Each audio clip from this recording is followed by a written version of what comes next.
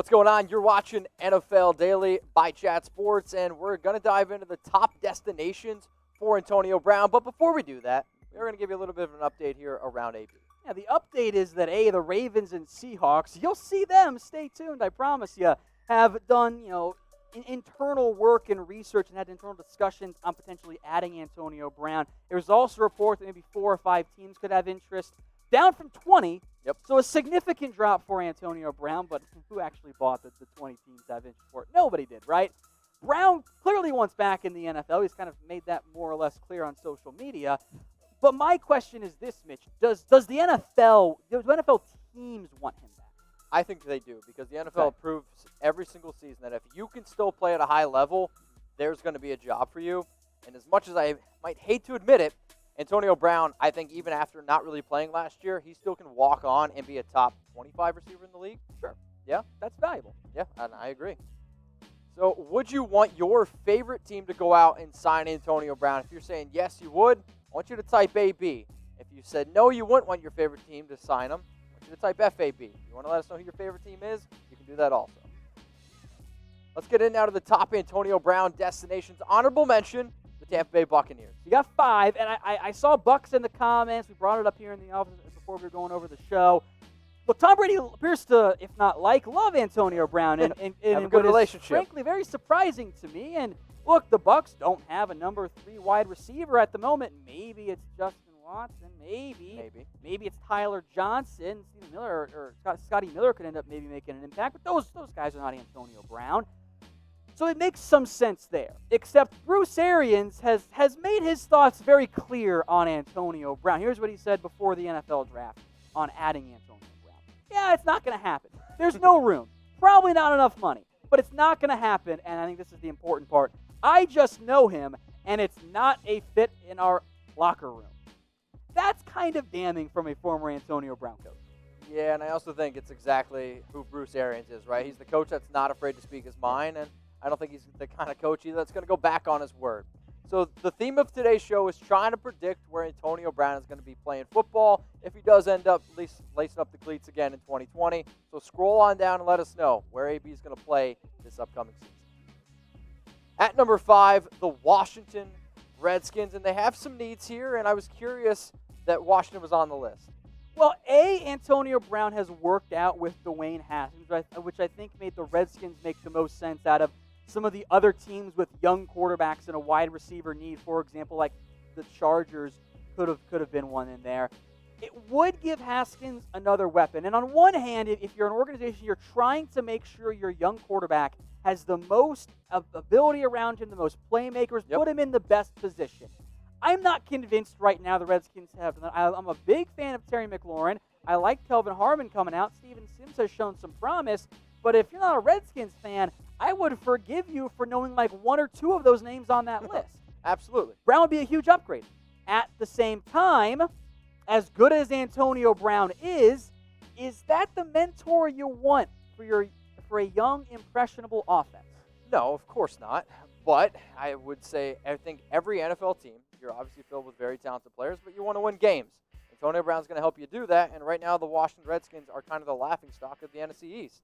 Maybe he helps them just a little bit, but also maybe he helps you figure out whether or not you can trust Dwayne Haskins. It's a gamble for sure. And I think it's a gamble, but sometimes, guess what? You got to gamble once in a while if you want to win football games, and AB would be the best receiver on that team. So I love the Redskins shirt here, and if you guys are trying to rep your favorite team on 4th of July, 20% off, up to 20% off, you can get them at chatsports.com/NFL4th. They got dark blue, men's, women's, sweatshirts. My personal favorite are these right here, so you can get your favorite team's 4th of July shirt because it's coming up, and if you don't know what day 4th of July is, probably you problem. Go to chatsports.com/NFL4th. So, Tom, I personally am going to put in the order for one of the T-shirts. Because you're not a communist, Mitch. Only communists aren't going to buy these shirts. That's just the reality. That link's in the comments. It's in the description. There's a whole bunch of styles and variety. If you guys do it right now, should be in time, or should get to you in time for the 4th of July.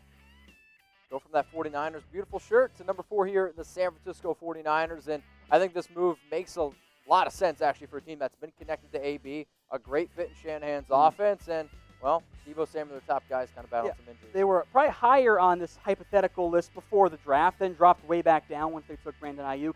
Now Deebo Samuel's going to miss probably at least part of the season with a fractured foot, with Samuel out and Brandon Ayuk being young and Dante Pettis being, well, he doesn't look very good.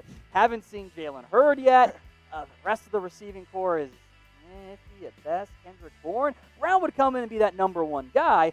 Maybe 1A to George Kittle's, sure, 1B, whatever, fair. however you want to balance that out. It depends on, how concerned the Niners are long-term about Deebo Samuel. And, of course, and this is true for every NFL team, so this will be the last time I mention it, if they want to bring him into their organization.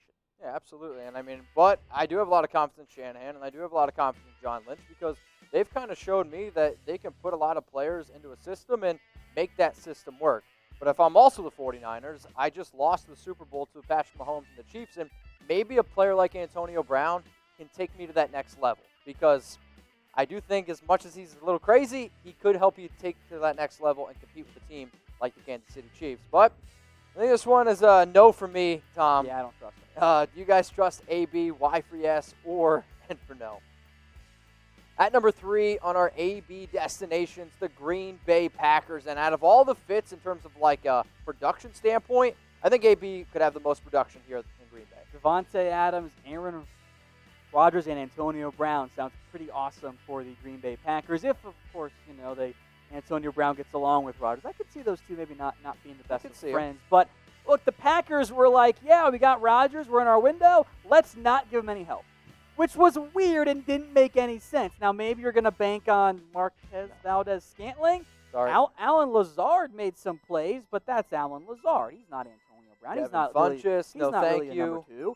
EQ St. Brown, they added a UDFA, I think Darryl Stewart out of Michigan State.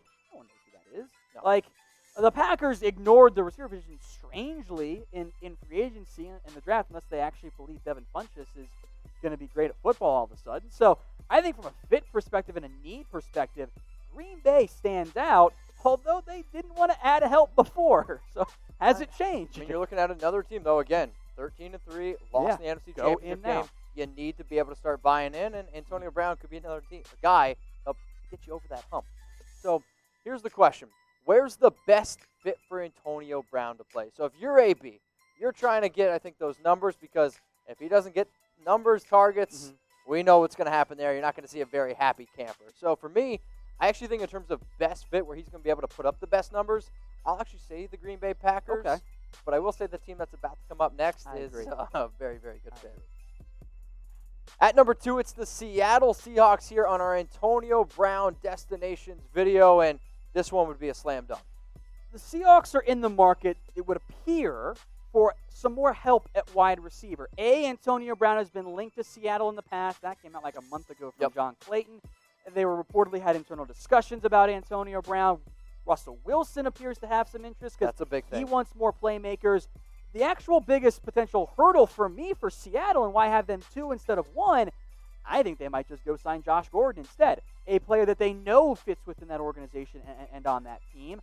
Either way, I think both of those guys would be an upgrade over Philip Dorsett or David Moore or John Ursula. I think if you are looking for a third option, you're finally going to let Russell Wilson cook like you're supposed to do as a smart NFL franchise, I would explore Antonio Brown, and if I don't trust that, I would go explore Josh Gordon. So you're telling me if you could pick between a wide receiver for the Seattle Seahawks, you would take Josh Gordon over Antonio Brown? I would. I think Gordon over AB would only be my pick for Seattle because I know Gordon fits and gets along there. So that it's a fit, not a talent. Okay, I like that. So who's a wide receiver? And I want you guys to think of it the same way that Tom did, because I actually agree with Tom in the sense of Josh Gordon can fit, and honestly, Gordon was a very good fit with Seattle. But if you are looking for a more talented receiver, maybe it is Antonio Brown. And right now, I'm seeing a lot of ABs, and then, I'm also seeing a lot of nuns there in the comments. So who's the number 1 team here on our list?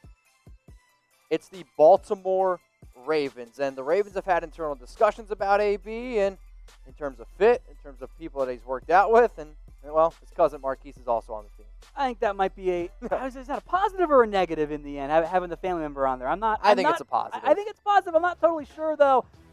He also worked out with Lamar Jackson. Yep. I posted the photo of him way back when as like an edit of him in a Ravens jersey. The Ravens have had internal discussions.